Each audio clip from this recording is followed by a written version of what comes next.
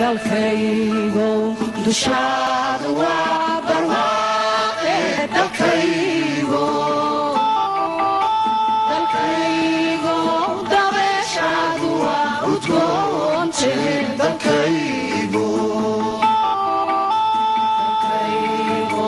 dushaadu waa barwaaqe dalkaygo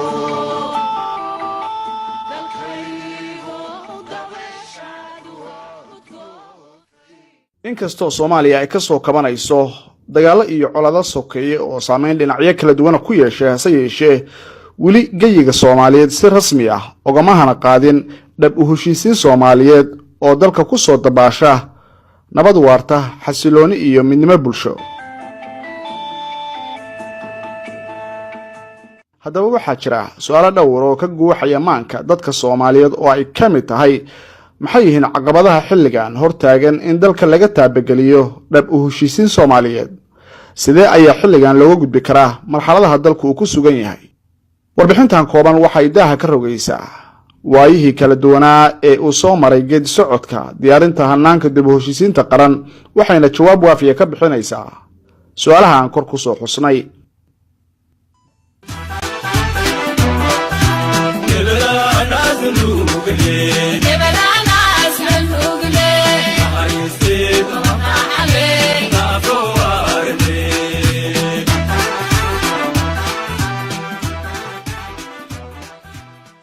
haddaba iyadoo laga duulayo arrimaha hortiminta u leh wasaaradda arrimaha gudaha federaalka iyo dib u heshiisiinta dawladda Soomaaliya oo ay ka mid tahay sidii dalka oo dhan looga hirgelin lahaa dhab u heshiisiin waarta shacbiga Soomaaliyeedna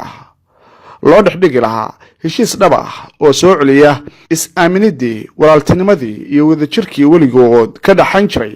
dalka iyo dadkaba ayay hoggaanka wasaaraddu waxa ay xil weyn iska saareen kamara dhalinta hanaanka nabadda iyo dib u heshiisiinta oo wax badan xilligan ay ku xiran yihiin. bartamihii sanadkii 2017 waxay wasaaraddu abaabushay shirweyne qaran oo wada tashi ah si loo ogaado khilaafyada bulsho iyo kuwa siyaasadeed ee xilligan ka jira gudaha dalka. shirkaas oo ay wasaaraddu magaalada Muqdisho ku qabatay June 13 ilaa 17 2017 waxaa ka soo qayb galay madaxda ugu sareysa dalka oo ugu horeeyo madaxweynaha Jamhuuriyadda Federaalka ee Soomaaliya mudane Maxamed Cabdullaahi Farmaajo, gudoomiyaha aqalka sare Cabdi Xaashi, ra'iisul wasaaraha dalka Xasan Cali Khayre, ra'iisul wasaar ku-xigeenka dalka Mahdi Maxamed Guuleed, wasiiro heer federaal iyo heer dawlad goboleedba xubno ka mid ah labada gole ee baarlamaanka federaalka iyo in ka badan 220 ergooyin ah oo ka kala yimid dhammaanba deegaanada dalka oo dhan. waxaa kale oo casharo wax ku ool ah madashaasi ka soo jeediyay khubaro Soomaaliyeed oo ku xeel dheer xalinta khilaafaadka iyo horumarinta nabadda oo ay wasaaraddu dalka iyo dibaddaba ka casuntay. ka soo qaybgalayaasha matalay deegaanada dalka oo dhan iyo dawlad goboleedyada oo ay u dhan yihiin dhammaanba qaybihii kala duwanaa ee bulshada iyo sidoo kale hay'adaha sida tooska ah uga shaqeeya arrimaha dib u heshiisiinta waxay si qoto dheer u lafagureen colaadaha iyo khilaafyada dalka heerarkooda kala duwan iyo meelaha xilligan ay ka jiraan. wakiilada deegaanadu waxa ay soo bandhigeen khilaafyada iyo colaadaha ka jira deegaanadooda waxaana shirku ahaa mid u qaabaysnaa xog raadin iyo sahan dhab ah si wasaaraddu u hesho warbixin saxan oo ka turjumaysa xaaladda dhabta ee dalka deegaanadiisa kala duwan ka jirta xilligan una diyaarin lahayd qorshe lagu xalinayo khilaafaadkaasi. shirkan iyo shirarkii ka dambeeyay oo qaab ahaan ka duwanaa shirarkii ka horeeyay ee dib u heshiisiinta marka loo eego abaabulka agaasinka maamulka iyo lahaanshahaba ayaa madaxda qaranku waxay cadeeyeen muhiimadda ay leedahay dib u heshiisiinta iyo sida ay uga go'an tahay in dadka iyo dalkaba lagu soo dabaalo nabad waarta oo dhalisa xasilooni bulsho iyo mid siyaasadeedba.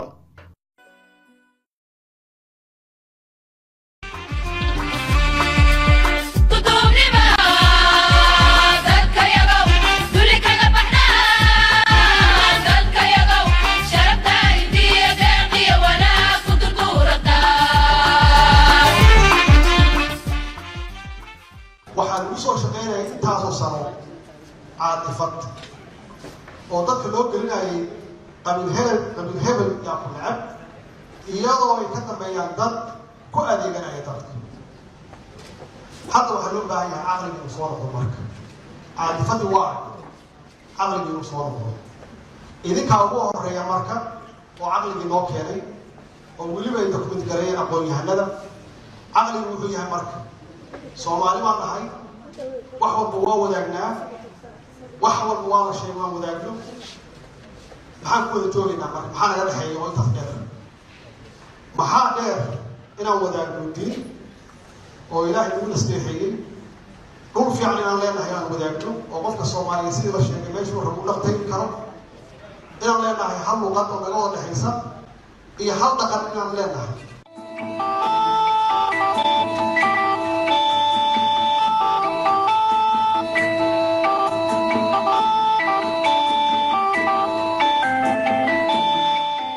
talooyinkii ugu muhiimsanaa ee ka soo baxay shirweynahaasi qaran wadatashi kadib ayaa waxaa ka mid ahaa kow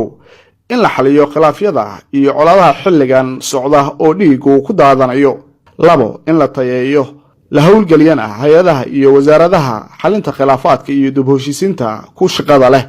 saddex in la diyaariyo hannaan dib u heshiisiin qaran oo habraac u noqda sidii loo abbaari lahaa howlaha dib u heshiisiin siyaasadeed iyo dhab u heshiisiin bulsho afar in lagu saleeyo hannaanka dhab u heshiisiinta diinteenna macaan iyo dhaqankeenna suuban oo marjac u ah nidaam ay Soomaalidu ku xallin jireen weligoodba khilaafyadooda si ay wasaaraddu uga jawaabto muhiimadaha hortiminta u leh shacabka ee ku salaysan talooyinkii ay soo gudbiyeen dadka Soomaaliyeed ee shirka ka soo qayb galay waxay hoggaanka wasaaraddu markiiba u howlgaleen diyaarinta qorshe loogu magac daray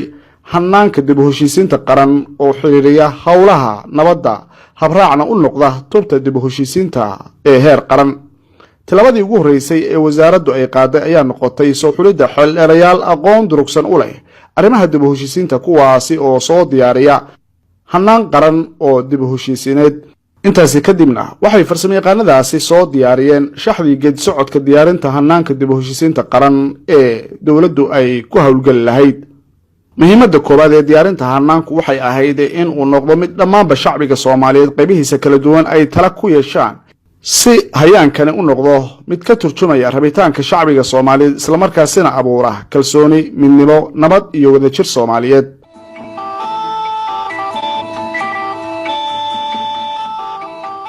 qaybta koowaad wasaaraddu waxa ay xog ururin ka bilowday madaxda iyo halwadeennada hay-adaha dawliga ah ee heer federaal iyo sidoo kale heer maamul goboleedba iyadoo ay weheliyaan bulshada rayidka waxaana sidoo kale kulamadaasi goobjoog ka ahaa madax ka socotay guddiyada labada aqal ee baarlamaanka iyo madaxda hay-adaha garsoorka dalka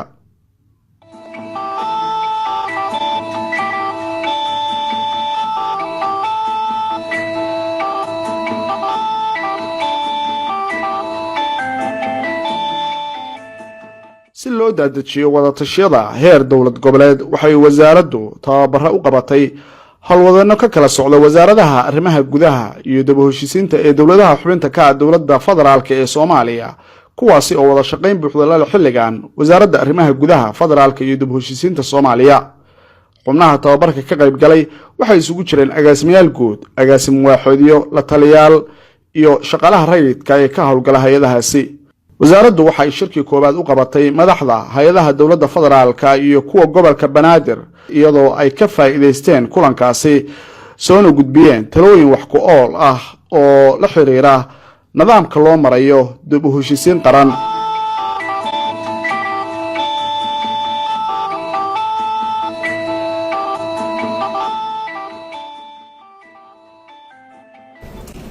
mowduucan maanta laga hadlayo oo ah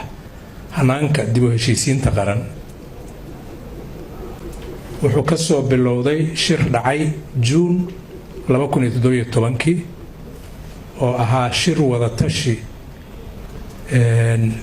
dib u heshiisiinta looga hadlay oo madaxda qaranku ay ka qayb galeen ra'yiga halkaas laga soo curiyay wax badan uu soo socday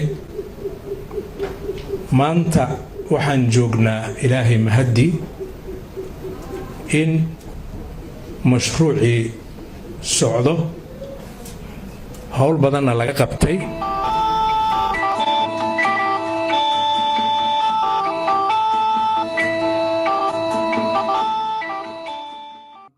wasaaraddu iyadoo tixgelinaysa talooyinkaasi ka soo baxay wadatashyadii ay la yeelatay dhinacyada kala duwan ee heer federaal iyo gobolka banaadir waxay wejigii koowaad safar ku kala bixisay si loo daadajiyo hanaanka dib u heshiisiinta magaalooyinka Garowe, Dhuusamareeb, Jowhar, Kismaayo iyo Baydhabo oo xilligan xarumo u ah dowladaha xubinta ka ah dowladda federaalka ee Soomaaliya.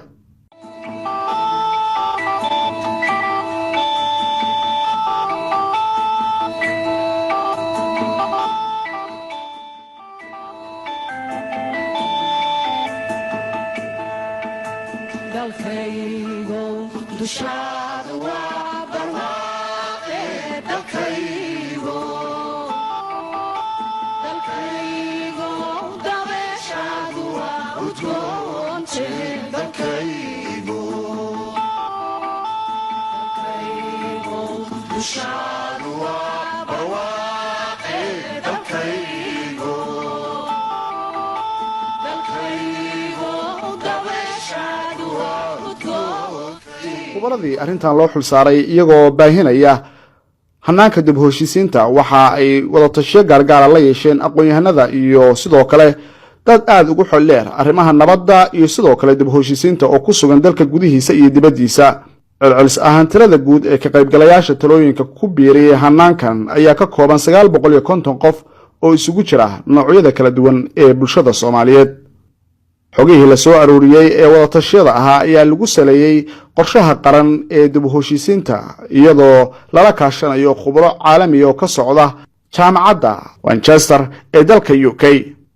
talooyin iyo wadatashiyo dheer kadib xilliyaashu waxa ay soo diyaariyeen nuqulkii koowaad ee hanaanka dib u heshiisiinta qaran ee Soomaaliya kaasi oo ku qoran luqadaha afka Soomaaliga iyo Ingiriisiga.